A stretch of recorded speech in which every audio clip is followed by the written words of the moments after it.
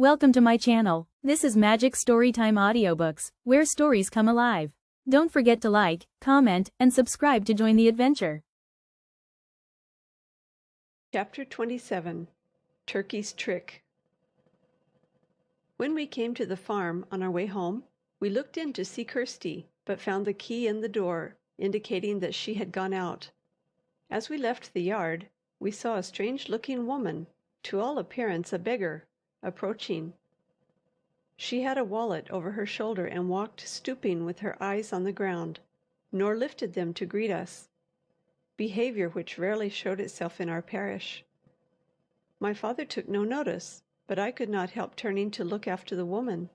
To my surprise, she stood looking after us, but the moment I turned, she turned also and walked on. When I looked again, she had vanished. Of course, she must have gone into the farmyard.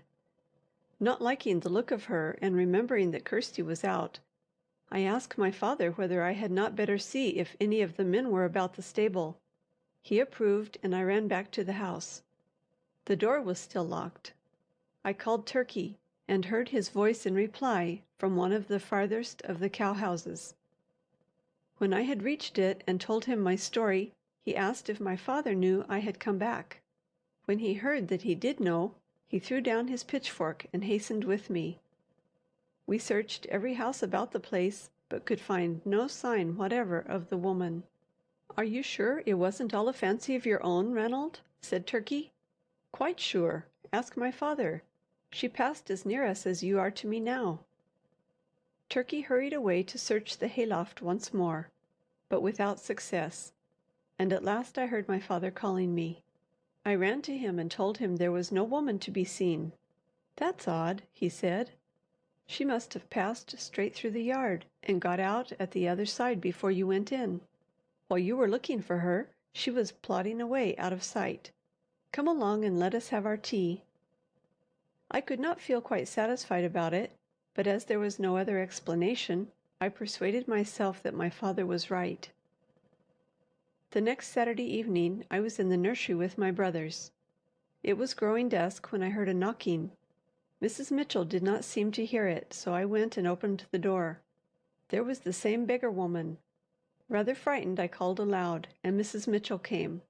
When she saw it was a beggar, she went back and reappeared with a wooden basin filled with meal, from which she took a handful as she came, in apparent preparation for dropping it in the customary way into the woman's bag. The woman never spoke, but closed the mouth of her wallet and turned away. Curiosity gave me courage to follow her. She walked with long strides in the direction of the farm, and I kept at a little distance behind her.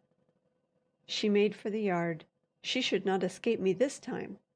As soon as she entered it, I ran as fast as I could, and just caught sight of her back as she went into one of the cow houses. I darted after her. She turned round upon me, fiercely, I thought, but judge my surprise when she held out the open mouth of the bag towards me and said, "Not one grain, Renald. Put in your hand and feel." It was Turkey. I stared in amazement, unable for a time to get rid of the apparition and see the reality. Turkey burst out laughing at my perplexed countenance. "Why didn't you tell me before, Turkey?" I asked, able at length to join in the laugh. "Because then you would have had to tell your father, and I did not want him to be troubled about it, at least before we had got things clear. I always did wonder how he could keep such a creature about him. He doesn't know her as we do, Turkey. No, she never gives him the chance. But now, Ranald, couldn't you manage to find out whether she makes any store of the meal she pretends to give away?" A thought struck me. I heard Davy the other day asking her why she had 2 meal tubs. Perhaps that has something to do with it. You must find out. Don't ask Davy. For the first time it occurred to me that the Kelpie had, upon that night of terror, been out on business of her own, and had not been looking for me at all. "Then she was down at old Betty's cottage," said Turkey, when I communicated the suspicion, "and Wandering Willie was there too, and Andrew was right about the pipes. Willie hasn't been once to the house ever since he took Davy, but she has gone to meet him at Betty's. Depend on it, Ranald, he's her brother, or nephew, or something, as I used to say. I do believe she gives him the meal to take home to her family somewhere. Did you ever hear anything about her friends?" "I never heard her speak of any." "Then I don't believe they're respectable. I don't, Ranald. But it will be a great trouble to the minister to have to turn her away. I wonder if we couldn't contrive to make her go of herself." "I wish we could scare her out of the country. It's not nice either for a woman like that to have to do with such innocents as Allister and Davy." "She's very fond of Davy." "So she is. That's the only good thing I know of her. But hold your tongue, Ranald, till we find out more." Acting on the hint Davy had given me, I soon discovered the second meal tub. It was small and carefully stowed away.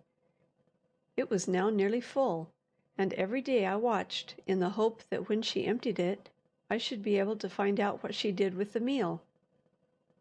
But Turkey's suggestion about frightening her away kept working in my brain. Thank you so much for watching. If you enjoyed the story, don't forget to hit like and leave a comment. And of course, subscribe to Magic Storytime Audiobooks for more magical adventures.